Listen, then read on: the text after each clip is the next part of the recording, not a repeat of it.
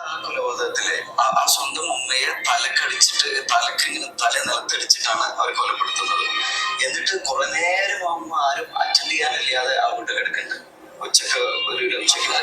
വൈകുന്നേരം വരെ ഹോസ്പിറ്റലിൽ നിന്ന് ബോധം വന്നപ്പോൾ ആദ്യം ചോദിച്ചത് ചെറിയ മോനെ പറ്റിയാണ്. രണ്ടാമത് ഡോക്ടേഴ്സ് ഒക്കെ എന്ത് പറ്റിയെന്ന് വെച്ചപ്പോൾ അമ്മ പറഞ്ഞത് കട്ടിൽ നിന്ന് നിലത്ത് വീണിട്ട് പരിക്ക് പറ്റിയെന്നുള്ളതാണ്. ഒന്ന് ആലോചിച്ചൊക്കെ, അൺകണ്ടീഷണൽ ലവ് എന്ന് പറഞ്ഞ ഇതാണ്. അത് ലോകത്ത് ആർക്കെങ്കിലും അൺകണ്ടീഷണൽ ലവ് ഉണ്ടെങ്കിൽ രക്ഷിതാക്കൾക്ക് മാത്രമാണ്, എസ്പെഷ്യലി ഉമ്മമാർക്ക് മാത്രമാണ്. അതിലെല്ലാം വരുമ്പോൾ പോലും അവരെ പ്രൊട്ടക്ട് ചെയ്യാൻ നോക്കുക. അതായത് നമ്മൾ അങ്ങോട്ട് സ്നേഹം കൊടുത്തില്ലെങ്കിൽ ഇങ്ങോട്ട് സ്നേഹം ഒഴുകുക, അങ്ങോട്ട് കൂടുതൽ ചെയ്താൽ ഇങ്ങോട്ട് സ്നേഹം മാത്രം ഒഴുകുക. ഇതാണ് അൺകണ്ടീഷണൽ ലവ്. വെഞ്ഞാറമൂട് കൂട്ടക്കൊല കേസ് പ്രതി അഫാനെ രക്ഷിക്കാൻ വേണ്ടി അഫാന്റെ ഉമ്മ കട്ടിൽ നിന്ന് വീണതാന്ന് കള്ളം പറഞ്ഞു. അതിനെ കുറിച്ചാണ് അദ്ദേഹം പറയുന്നത്. അതൊരു അൺകണ്ടീഷൻ ലവ് ആണ് എന്നാണ് പറയുന്നത്. പക്ഷെ ഞാൻ മനസ്സിലാക്കിയെടുത്തോളം അൺകണ്ടീഷൻ ലവ് എന്ന് പറഞ്ഞാൽ അതല്ല, അതേ അല്ല. കാരണം ഇപ്പൊ ഇവര് പറഞ്ഞ അൺകണ്ടീഷൻ ലവ് വെച്ചിട്ട് ഇത്രയും ആളുടെ ജീവൻ പോകാൻ കാരണം ആ ഒരു ഉമ്മ മാത്രമാണ് എന്നാണ് ഞാൻ പറയുള്ളൂ. കാരണം ഇത്രയും മക്കളെ വളർത്തി വലുതാക്കി, ഇപ്പോൾ നമ്മൾ വാർത്തകളിൽ കണ്ടത് അവരുടെ ജീവിതത്തിൽ എന്തൊക്കെ സംഭവങ്ങൾ നമുക്കറിയില്ല, അത് വെച്ചിട്ടാണ് ഇപ്പൊ ഞാൻ സംസാരിക്കുന്നത്.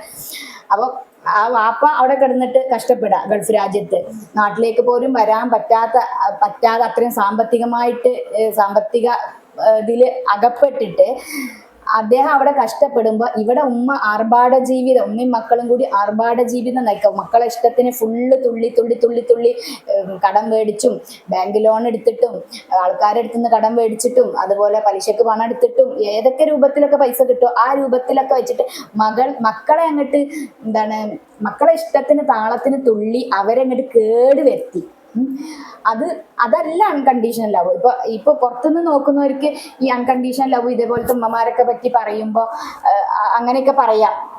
പക്ഷെ എന്നെ സംബന്ധിച്ച് ഞാനത് അനുഭവിച്ച ഒരാളാണ്. അപ്പൊ എനിക്ക് അതിന്റെ ഒരു വിഷമം ശരിക്കും അറിയാം. കാരണം ഇതേപോലത്തെ ഒരാളാണ്, അൺകണ്ടീഷണൽ ലവിന്റെ ഒരാളാണ് എൻ്റെ ഉമ്മ. ഇതേപോലത്തെ ഒരു അൺകണ്ടീഷൻ ലവ് ആണ്. അപ്പൊ ഉമ്മാക്ക് സത്യം പറഞ്ഞാൽ ഒരു പൂപ്പതീത്ത് പോലും മക്കളങ്ങോട്ട് ചോദിച്ചാൽ ഊരി കൊടുക്കും. ഞാൻ പറയും വല്ല കിഡ്നിയും മറ്റു അവയവങ്ങൾ പറിച്ചാൽ കിട്ടുന്ന അവയവങ്ങളൊന്നും ആയിരുന്നത് കൊണ്ട് എൻ്റെ ഉമ്മാന്റെ അവയവങ്ങളൊക്കെ എപ്പോഴും അവിടെ തന്നെ ഉണ്ട്. ഇല്ലെങ്കിൽ അതൊക്കെ പെറുക്കി കൊടുത്തേനെ. അത്രയും അൺകണ്ടീഷൻ ലവ്. പക്ഷെ അതല്ല അൺകണ്ടീഷൻ ലവ്, അത് മക്കളെ കേട് വരുത്താണ്. ഞാനൊക്കെ എൻ്റെ ഉമ്മാനോട് ഇതിനെ പറ്റിയൊക്കെ പറയുമ്പോൾ എന്നോട് പറയും, ഇജ്ജ് കേട്ടിട്ടില്ലേ ചേരയെ പറ്റൊരു പെരുവഴി അടിക്കുന്നു, ഇജ്ജ് കേട്ടിട്ടില്ലേ, അതുപോലെ പെറ്റുപോയില്ലേ എന്നൊക്കെ പറയാം. പക്ഷെ പെറ്റുപോയ മക്കള് തെറ്റായിട്ട് റൂട്ടിലാണ് പോകുന്ന ഒരിക്കലും നമ്മൾ സപ്പോർട്ട് ചെയ്യരുത്. എന്തൊക്കെ പറഞ്ഞാലും എന്താണ് അവർക്ക് ശിക്ഷ എന്ന് വെച്ചാൽ അതിനനുസരിച്ച് ഉപദേശിക്കുക, അതിനനുസരിച്ച് അവർക്ക് അത് കൊടുക്കുക തന്നെ വേണം. ഇല്ലെങ്കിൽ ഇതേപോലെ വലിയൊരു വിപത്തിലേക്ക് അത് നയിക്കുള്ളൂ. പിന്നെ ഇപ്പൊ ഞാൻ മനോട് എപ്പോഴും പറയണതാണ്, ഇപ്പം ഇവരൊക്കെ സംബന്ധിച്ച് ഇവർക്ക് ഈ മക്കളെ ഇഷ്ടത്തിന് താളത്തിന് തുള്ളിയിട്ട് ഇവർക്ക് ജീവിതകാലം അങ്ങോട്ട് മരിച്ചു പോവാം.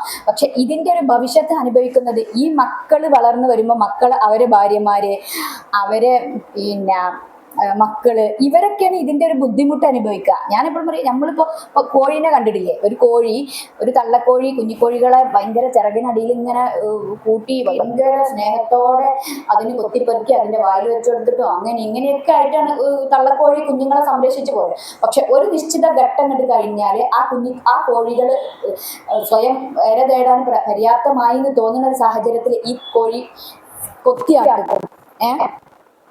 പിന്നെ ആ പരിസരത്തേക്ക് കോഴിത്തള്ള അതിനെ അടുപ്പിക്കില്ല. അത് ഈ തള്ളക്ക് അതിനോട് സ്നേഹമില്ല, അവരെ സ്വയം ജീവിക്കാൻ വേണ്ടി പ്രേരിപ്പിക്കുകയാണ് ചെയ്യുന്നത്. അതൊരു നമ്മളെ മനുഷ്യന്മാർക്ക് കണ്ടു പഠിക്കേണ്ട ഒരു മാതൃകയാണ്. അതാണ് അൺകണ്ടീഷൻ ലവ്. കാരണം ഒരു മക്കളെ വളർത്തി വലുതാക്കുമ്പോൾ അവർക്ക് ജീവിക്കാനുള്ള ഒരു സാഹചര്യം ഉണ്ടാക്കിയെടുക്കുക എന്നുള്ളതാണ് നമ്മൾ ചെയ്യേണ്ട അൺകണ്ടീഷൻ ലവ്. അങ്ങനെ അവർക്ക് ജീവിതകാലം മുഴുവൻ അവരെ ഒരു നല്ല വ്യക്തിയാക്കി സമൂഹത്തിനും ബന്ധുക്കൾക്കും ഒക്കെ ഉപകാരപ്രദമാകുന്ന രൂപത്തിൽ അവരെ വളർത്തി വലുതാക്കുക എന്നുള്ളതാണ് അൺകണ്ടീഷണൽ ലവ് എന്നുള്ളത് കൊണ്ട് ഒരു രക്ഷിതാവ് ചെയ്യേണ്ടത്. അല്ലാതെ അവരെ തുള്ളലിനനുസരിച്ച് അവർക്ക് കടം മേടിച്ചിട്ടും അവിടുന്നു ഇവിടുന്നു. ഇപ്പൊ ആ 23 വയസ്സ് എന്നൊക്കെ പറയുമ്പോൾ കുടുംബത്തിക്ക് അധ്വാനിച്ച് കൊണ്ടുവരേണ്ട ഒരു പ്രായം. രണ്ട് വ്യക്തികളുള്ള രണ്ട് കുട്ടികളും ഒരു ഉമ്മയും മാത്രമുള്ള വീട്ടിലാണ് ഇത്രയും ലക്ഷങ്ങൾ കടങ്ങൾ. ഒന്ന് ആലോചിച്ച് നോക്കും. അപ്പൊ അവരെ കുത്തഴിഞ്ഞ ജീവിതം എത്രത്തോളം ഉണ്ടാവും. അതും ഈ ചെക്കനാണെങ്കിൽ കള്ളും കഞ്ചാവും അടിച്ചിട്ട് കള്ളും മയക്കുമരുന്നും അടിച്ച് നടക്കുന്ന ഒരു ചെക്കനാണ്. അവന് വേണ്ടി എല്ലാ സപ്പോർട്ടുകളും. ഇപ്പൊ അവരെ സംബന്ധിച്ച് അവരെ മക്കളും മകനും മറ്റൊന്നും മരിച്ചു പോട്ടെ.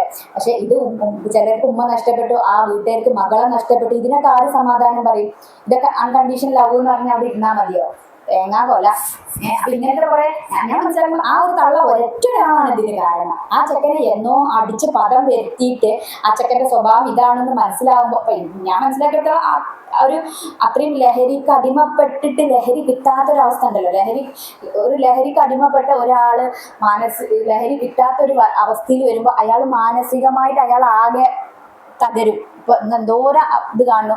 അപ്പൊ അയാൾക്ക് അത് കിട്ടുന്നില്ലെങ്കിൽ പിന്നീട് അയാൾ അയാൾ മെന്റൽ ഹോസ്പിറ്റലിലോ അല്ലെങ്കിൽ വെടിവെച്ച് കൊല്ലോ എന്തെങ്കിലുമൊക്കെ ചെയ്യണം. അപ്പൊ ഇതൊന്നും ഒരിക്കലും അൺകണ്ടീഷൻ ലവ് ആയിട്ട് ആരും മുദ്ര കുത്തരുത് എന്നുള്ളതാണ് എനിക്ക് പറയാനുള്ളത്.